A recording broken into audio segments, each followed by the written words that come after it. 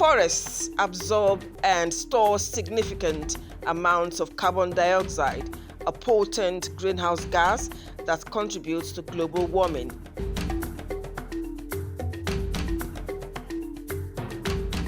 Studies have shown that about 2.6 billion tons of carbon dioxide is absorbed by forests every year.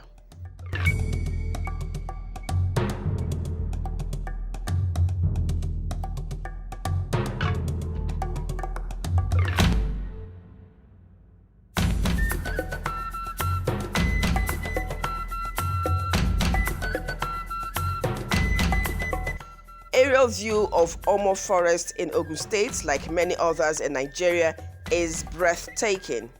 It covers an area of 130,500 hectares, about 322,000 acres, and sits on the list of extremely large reserves in Nigeria.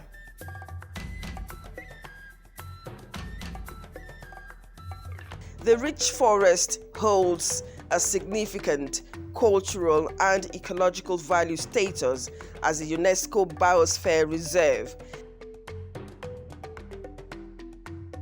It is one of the primary forests in the southwest of Nigeria.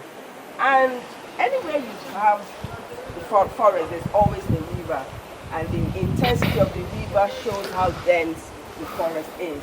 So this Omo River that you're seeing here, this fast flowing but looking calm kind of river, is product of the forest. And to tell us more about this forest and the river, I have Emmanuel Olabode. Emmanuel, you know, nature is really interesting. Yeah. So you can imagine that this water from the river is a product of the forest. Yeah. Okay, so where does it flow from and where does it flow to? Thank you. The water comes from different streams and rivers from various parts of the forest, and they all connect to this point to form Omo River. And it flows from the forest here in Omo, and it goes all out up to Lagos Lagoon.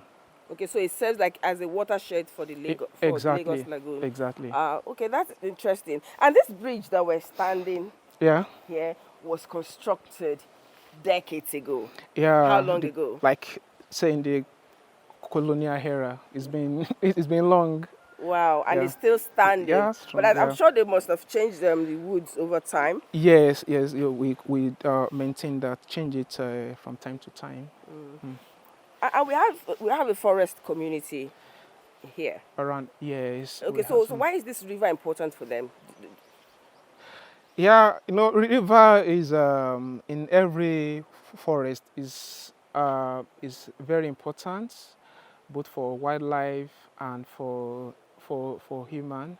So like people are fishing here from this point, and some people, they also make use, you know, of the water, you know, that flows maybe through their community. So it serves various purposes. But you know, as you you know that this is the home of the forest elephant. So the elephant also utilize this water. Did you say elephant? Yes. In the Omo forest, we have elephants. But so far, we've not encountered any. Yeah. As excited I am about elephants, I don't know what will happen if I see one. Well, I think it will be a mixed feeling. I'll be scared and I'll just excited. Yeah, it's always a mixed feeling. Like, oh, this magnificent creature is here, and oftentimes it's always be like a standstill experience. Won't be able to. Yeah. Okay, so let's find out more about the elephants and the clash between the elephants and the communities, and more about the Omo forest. Stay tuned. The Omo Forest Reserve dates back to the British colonial era in 1925. It was established for conservation of timber resources for commercial exploitation. Over the years, however, the scope broadened to include conservation of biodiversity and the protection of endangered species. So that's the only forest where even you, if you enter it, you know you're in the forest. Your head must swell up because this is where you still can find wild elephants in their natural habitat. Almost not only a forest, it's a biosphere reserve recognized by UNESCO.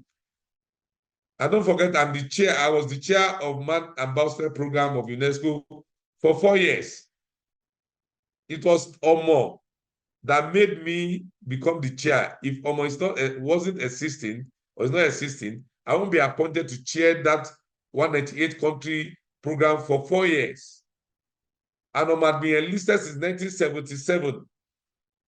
So it is a face of this country that we must do everything to preserve. We still have over 50 wild elephants in Omo, in their natural habitat. But are they still safe? They are under threat because there's encroachment on daily basis. Elephants are considered environmental engineers, and the way they move about in the rainforest promotes biodiversity and enhances the process of carbon capture essential for reducing global warming. It is for this reason that conservationists say the drastic reduction in their numbers is a risk to global efforts to tackle climate change.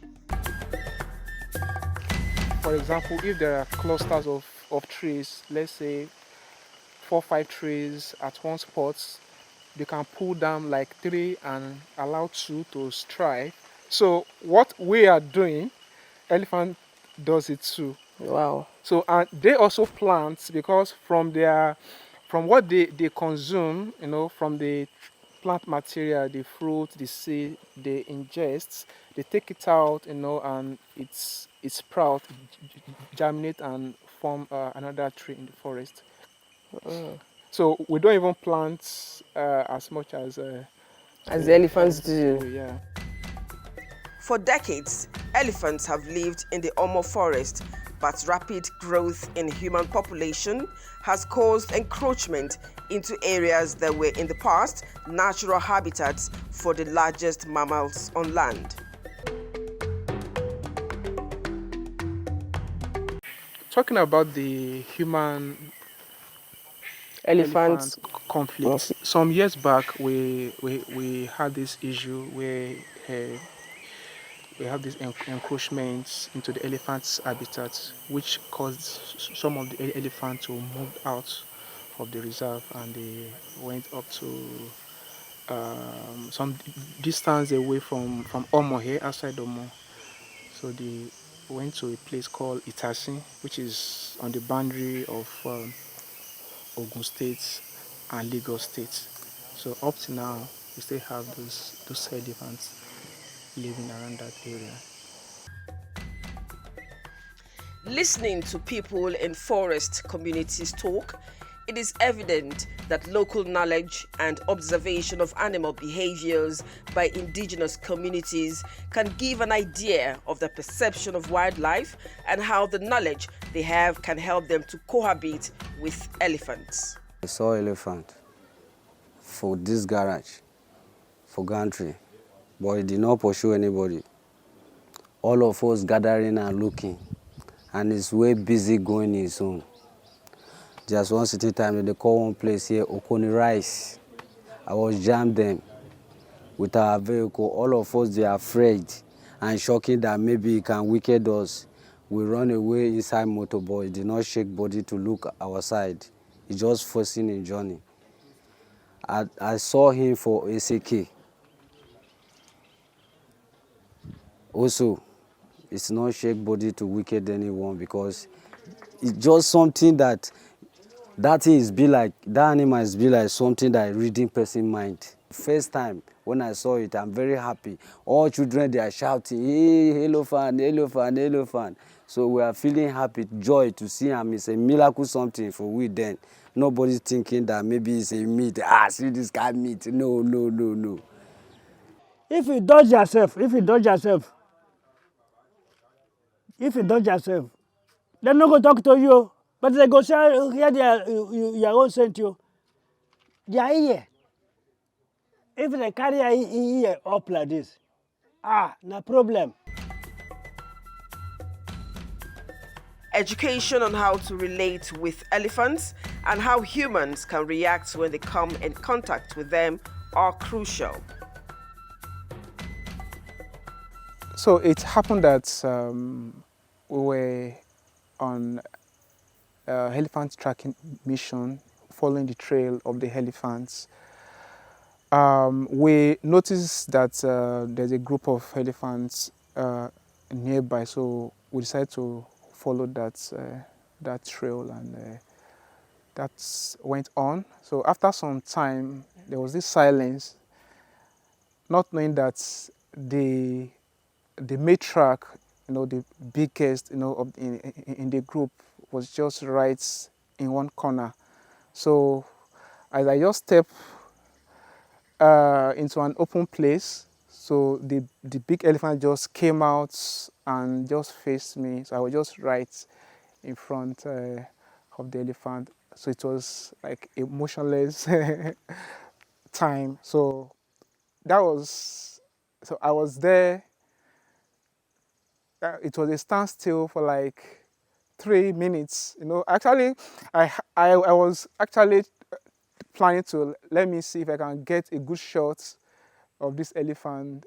But when the elephant appeared right in front of me, I could not even raise the camera and take the photo. So there was this standstill for like 3 minutes. The elephant was just right in front of me. I was just looking at the elephant. The elephant was trying to charge, but it was a calm moment anyway. I wasn't frightened, but I was really surprised that I could get that close, to the elephant. So after some time, so the elephant just make this loud noise and turned and just ran into the bush. Then I just turned back and head back to where I was coming from. Moving around the forest, a human may not randomly see elephants because they are usually on the move and have giant strides that make chasing them quite a Herculean task. With patience, waiting around areas and tracks they follow for days and even weeks, this is possible. We didn't encounter any. However, we saw the massive footprint of elephants. The rangers and wildlife experts confirmed that they passed by not too long before we got to the location. The foot size of an elephant measures 40 to 50 centimeters in length and width, depending on the size. Fresh signs of elephant footprints, and the footprints just today, so it's very fresh. So this is one, and on this side this is another one. So from the size, we can tell that there are two individuals that has moved along this trail. This one is bigger than and that's that one over there. So we use signs like this to have an idea of how many elephants in a particular group. We check the footprint sizes and see how many they are, and also as they move through the forest, they use the mud on their body to rub the tree. So we can use also to have an idea of their heights. As you can see, there's a stain along this I think up to here, right?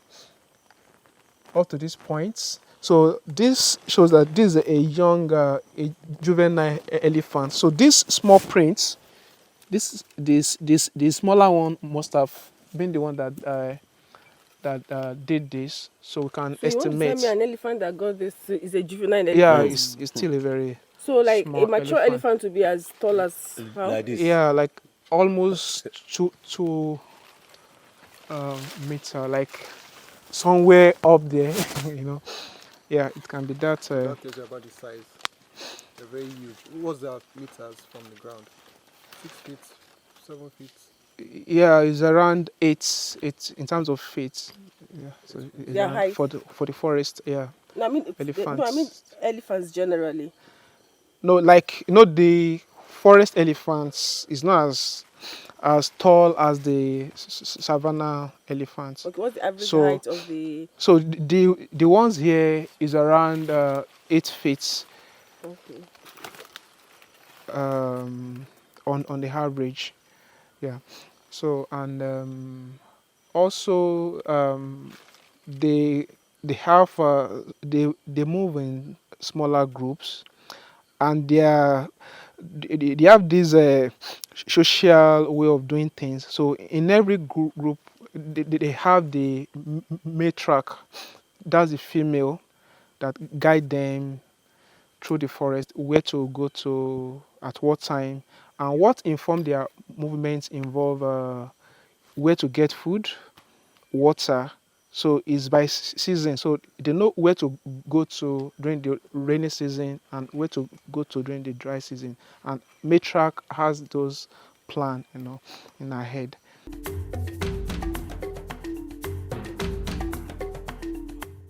The decline in elephant population is also fueled by activities of poachers and illegal trade in wildlife. With elephant tusk commanding staggering amounts of foreign exchange, the criminal trade persists and Nigeria is a major route.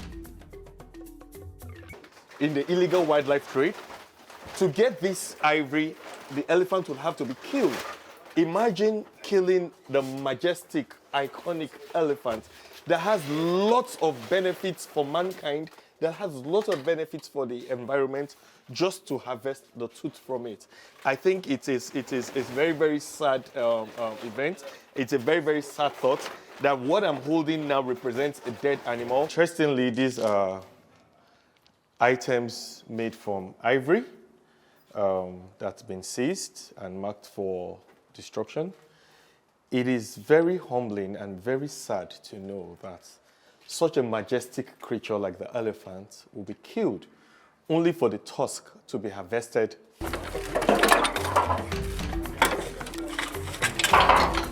Authorities in Nigeria are intensifying efforts to stop illegal trade in wildlife and other endangered species. In year 2024, Nigeria's National Environmental Standards and Regulation Enforcement Agency, NESTRA, crushed stockpile of seized elephant tusks, 2.5 tons, and valued at over 9.9 billion naira, about $11.2 million. This move is aimed at also protecting the endangered elephant species and other wildlife in Nigeria that are currently on the verge of extinction and even appear on the red list of the International Union for the Conservation of Nature. We send a very strong signal to those engaged in this illicit trade. We must do all our best to protect our animal population. The elephant is getting extinct, so we are advising those that are engaged in this trade to ensure that they desist. We shall go after them, we shall arrest them and prosecute them. We are trying to review our regulations to make these offenses more punitive. Destruction remains the best way of saying, look, we're putting paid to this discussion of seized ivory. There is no room for resale or there's no room for illegal wildlife trade. We catch you, you go to jail, we seize these products, they get destroyed, and that's the end of it. Put paid to it.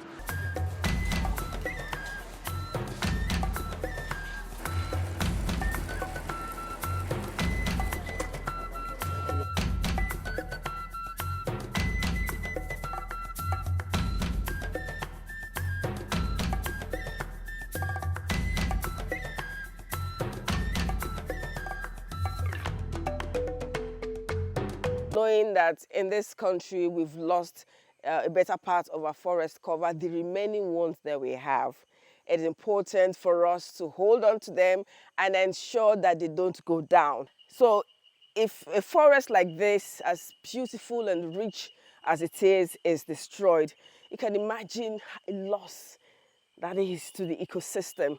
And it's good we have rangers who are helping to protect the forest, to ensure people don't cut trees down, and to help with reforestation moves. So I'm going to be talking to a ranger whose job is to help safeguard this forest and to help plant new trees.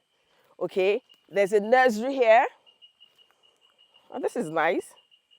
That's manure. Yeah, that's for Okay. the soil on the ground. Okay, is this sand or manure? Sand. Ah, okay. You know, they say it's good to always grow native species. So are these native species? Okay, Yeah, so that's a native species. okay, Native, okay. So tell us how you get them, how you plant and nurture. Okay. When it reach by rainy season, we go to forest and collect some seedlings. When we come back, we do nursery and put it. Later, we have to uproot it again, put for inside another pot. That's what we are doing. After doing this, maybe before next month, we take it to the forest. We have to clear, so there is some place where they have cocoa farm. We just go there and plant the trees. But this supposed to have cocoa farms inside here. There is some places where they have already encroached. Okay. That's where we're taking it to. Okay. Yeah. Okay. So what impact will it make having new trees in such places where they have like the cocoa farms? So that the forest will come back for that place. So the original forest? Yes, will come back. So the support zone communities are also involved in tree planting activities. So every year during the tree planting season, they are encouraged to also find a space around their farm and plant some trees. The reforestation initiative is targeted at restoring biodiversity, conserving forests, and ensuring sustainable land use. Engaging local communities in the conservation efforts help to create economic incentives for them to protect rather than exploit ecosystems.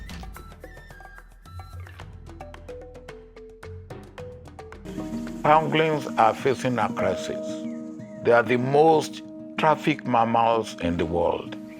Over 1 million have been sold illegally since 2000. Pangolins may disappear forever if we don't protect them now. Say no to illegal pangolin trade and report wildlife crime. Keep them wild and keep us safe.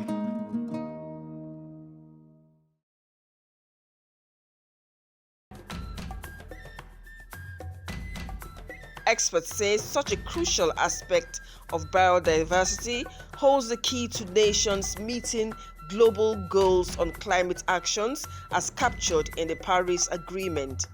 Targets aimed at limiting global warming to well below 2 degrees Celsius.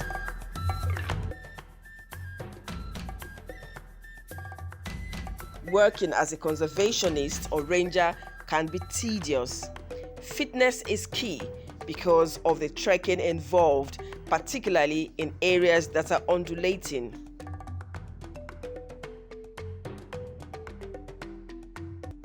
So until next week, when another episode of Environment Matters comes your way, by then I'll be done panting and surely be resting. I am Jennifer. I'm Jennifer Igwe, KB Environment Friendly.